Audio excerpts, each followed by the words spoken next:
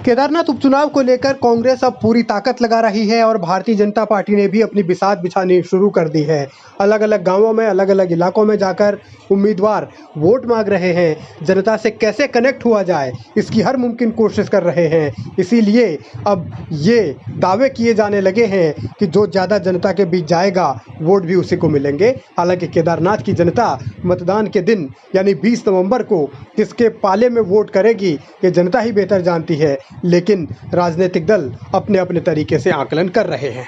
नाम ही केदारनाथ जी के ऊपर है और ऐसे में कल्पना भी नहीं की जा सकती कि बाबा केदार का आशीर्वाद लिए बगैर कोई अपने चुनाव प्रचार को गति देगा।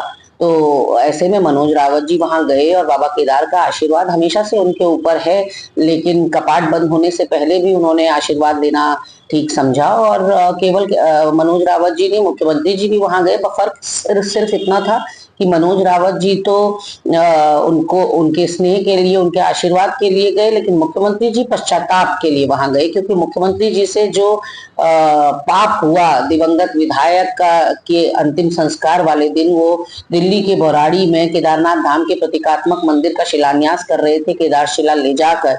और ऐसे में एक महापाप उनसे हुआ है जो कि अक्षम्य अपराध है, जिसके लिए बारंबार वो जा रहे हैं केदारनाथ पश्चाताप करने के लिए। कितना बाबा केदार माफ कर पाएंगे ये तो देखने वाली बात होगी, लेकिन अभी तो हालत यह है कि अपने ही गिरा रहे हैं नशे मन पे बिजलियां।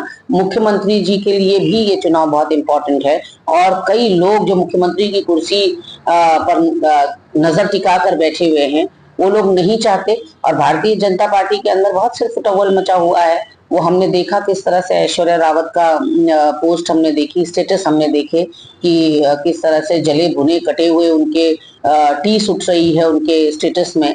और जो अभी प्रत्याशी अधिकृत रूप से बनाई गई है भारतीय जनता पार्टी के लिए, वो कितना आशा नौटियाल के विरुद्ध में उन्होंने बयानबाजियां की हैं, वो भी सबके सामने है। तो ऐसे में भारतीय जनता पार्टी जो अपने आप को सबसे बड़ी पार्टी, अनुशासित पार्टी और शुचिता वाली पार्टी कहती है, वो अब अपने गिरेबान में झांक ले।